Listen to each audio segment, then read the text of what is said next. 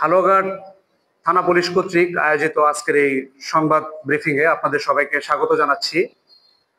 গত 29শে সেপ্টেম্বর 2025 হালুয়াঘাট থানায় ক্ষুদ্র নিগোষ্ঠী সম্প্রদায়ের এক কিশোরী ভিকটিম, 16 বছর বয়সী কিশোরী ভিকটিম ধর্ষণের শিকার হয়েছে। এ সংক্রান্তেই আজকের আমাদের এই প্রেস ব্রিফিং। গতকাল বাদী লিখা চাম্বুগং, গ্রাম রান্ধুনিকুড়া, থানা হালুয়াঘাট, জেলা ময়মনসিংহ আমাদের থানায় হাজির হয়ে একটি লিখিত অভিযোগ দায়ের করেন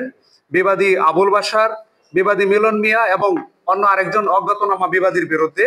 তারা তার মেয়েকে 1 নং বিবাদী আবুল বাশার, 2 নম্বর বিবাদী মিলন মিয়ার সহযোগিতায় এবং অজ্ঞাত আরেকজনের সহযোগিতা ধর্ষণ করেছে মর্মে আমরা হালুয়াঘাট থানা পুলিশ ঘটনা দ্রুত তদন্তে নামি এবং তাৎক্ষণিক আমরা অভিযান পরিচালনা করে ঘটনার সাথে জড়িত 2 নম্বর বিবাদী মিলন মিয়া, তাকে জুগলি ইউনিয়নের নয়াপাড়া গ্রাম থেকে আমরা গ্রেপ্তার করি এবং অপরাধে ব্যবহৃত আলামত একটি অটো গাড়ি জব্দ করা হয়। তদন্তে নেমে আমরা জানতে পারি যে বাদীর মেয়ে শিশু ভিকটিম 29শে সেপ্টেম্বর সে তার পূর্ব পরিচিত অত্র মামলার 2 নম্বর বিবাদী মিলন মিয়ার সাথে আমাদের হালুয়াঘাটের ইউরোপিয়ান পার্কে সারাদিন ঘোরাফেরা করে এবং পরবর্তীতে এই মামলার বিবাদীরা, অভিযুক্তরা পরস্পর যোগসাজশ করে তারা ভিকটিমকে ইউরোপিয়ান পার্কের সামনে থেকে একটা অটো গাড়িতে তুলে দেয় এবং এই অটো গাড়িটি ছিল হচ্ছে 1 নম্বর বিবাদী আবুল বাশারের। এই অটো গাড়িতে তুলে দেয় এবং পরিকল্পনা মাফিক তারা বিবাদী মিলন এবং অজ্ঞাতনামা একজন ব্যক্তি তারা পথিমধ্যে অটো গাড়ি থেকে নেমে যায়। পরবর্তীতে অটো চালক আবুল বাশার ভিকটিমকে নিয়ে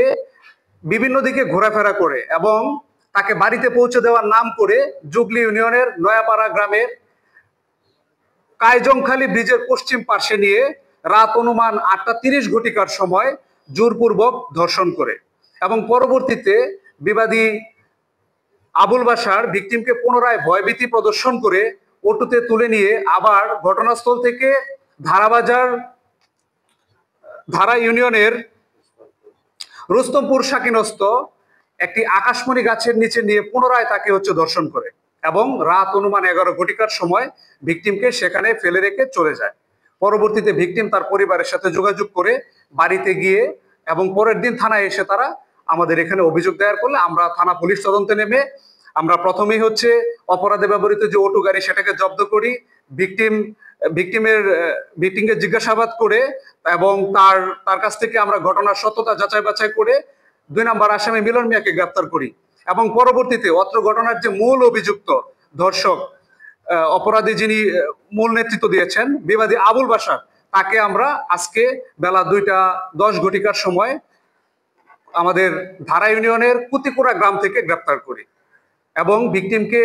বিধি মোতাবেক মেডিকেলে পাঠানো হয়েছে তার প্রয়োজনীয় ডাক্তারি পরীক্ষা নিরীক্ষা করার জন্য। ধন্যবাদ সবাইকে।